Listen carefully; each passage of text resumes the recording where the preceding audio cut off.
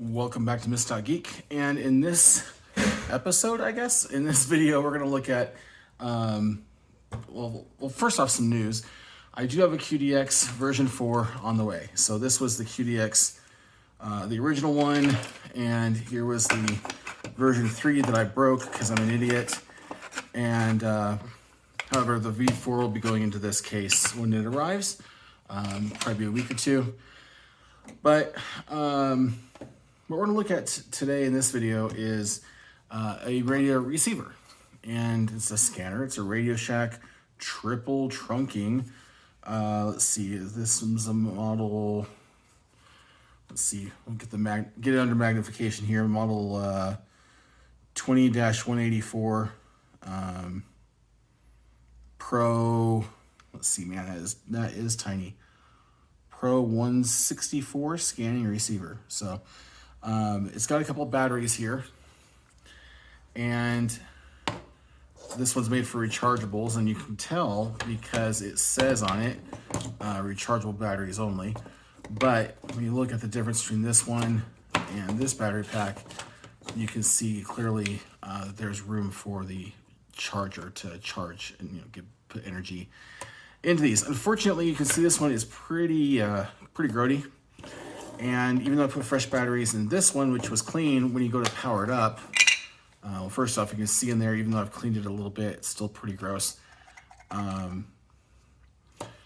for those of you who don't know the word grody, that is a very Southern California word. I'm sorry. Like, oh my God. And it doesn't turn on. So we're going to attempt to figure out why. And surely it has something to do with all this. Now, in the last video, somebody said that I neutralized the acid wrong when I neutralized acid. And that might be the case. However, they said that to neutralize it, you need a base or something anyway. But I think that it'll work out okay. Time will tell. But we're going to go ahead and open this up and see how far this corrosion has gone, if it's taking out the board that, the main board, or what's going on. So it'll be fun. So first, we're just going to remove these 4 screws around the back, and I can already feel the front loosening. And even these are covered in some corrosion, so that's not good. And it looks like there's a couple inside as well that we'll perhaps get. We'll take off the rubber ducky there. And yeah, I can, oh no, that came right off. Beautiful. All right, so we've got these 2 halves, and clearly the front half is unaffected. I don't see how to remove the front half, so we're just going to try to be careful about this. What I will do is lift this to give myself some slack, because I don't want to pull these apart. There we go. Here's some slack. And what will it take to actually get this board out? I'm not entirely sure yet. Try to keep this in frame here.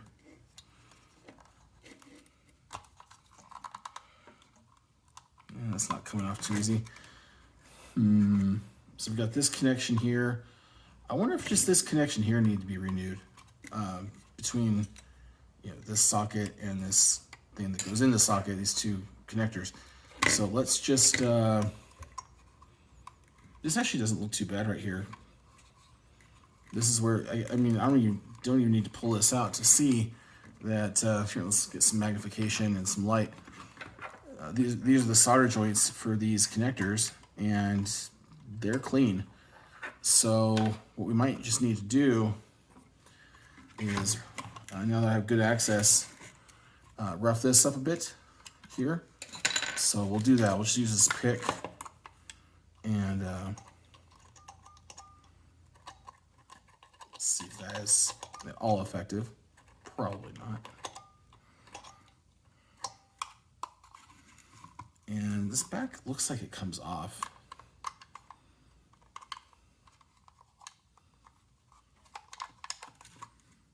I'd really like to see the board but I might not get to do that. Maybe it doesn't come off. This has got to come apart somehow. It went together somehow, right? And I do see the back of a screw right here. Or this thing just kind of lifts out.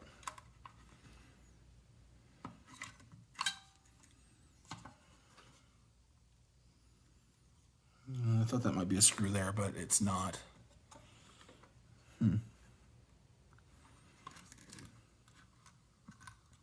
Yeah, but these solders are fine. So you can see, get you in here. You can see that these pieces just bend down and then come back and solder to the board right here. And what I was expecting to see is a lot of corrosion having traveled from this connector to the board, but that isn't the case. And the board looks really clean. So again, just gonna rough this up a little bit here. We've got some picks and whatnot. Just try to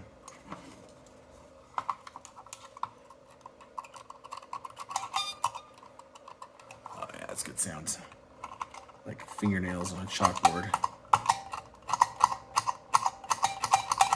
All right, I think that's rough enough, hopefully. So let's put this back together, and I'm not even gonna bother with that cord, and just get these halves married.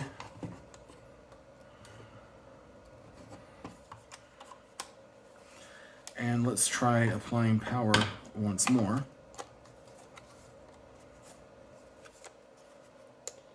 Haha, look at that. And that was it. It now works. So I'm not sure if it was the connection that needed to be reset or if it was back here. Yeah, if it was back here or if it was that connection in the middle, but it now works. So we're gonna call this good. So my friend used this for work at one point. So, but he didn't like the kind of work he was doing, and he felt like he essentially became an ambulance chaser because of the type of work it was, and so he quit doing it. And it was honest work, but it didn't feel right to him, so he quit. And he's had this in storage for a decade, maybe more, and so it's pretty nice to see that it powered up. So I guess there's not a whole lot to talk about in this video, except that it's nice to see that when you plan something, it works. Like old Hannibal on the A-Team used to say, "I love it when a plan comes together." And we do love it when a plan comes together. This could certainly use some cleanup, and I'll bet you it'll work though. And considering that it was sat in storage with bad batteries for a decade and didn't get worse, I'm not going to worry over much about this. See if it turns on. Yep. So both these battery holders are working. And let's see if we can pick anything up here. Let's see here. I've never used this. Let's try 165.55. And go down from there. No. Yeah, I don't actually know how to use this. Yeah. So, yeah, I don't actually know how to use this. So, oh, this thing does AM. That's pretty cool. 25 megahertz. Interesting. So, yeah. Anyway, pretty cool little radio, and I'll see what my buddy wants to do with it. It's triple trunking, so it's made for following, police and fire and EMS and all that kind of stuff. So, cool little rig. Who knows? Maybe I'll be able to talk him out of it. Anyway, so don't be alarmed if something doesn't look good. Just get in there, check it out, see what happens, and sometimes you get fortunate, as I have. And yeah, that little cable in there, I'm not gonna really worry about. So anyway, thanks for watching, and if this is your kind of thing, click the like button. That'll help me a lot. I recently learned that clicking the like button is actually more effective than subscribing. But if you feel so compelled, you can do both. I won't mind. All right, then. Well, you all take care, and hope you have a great day, and we'll see you later. 73.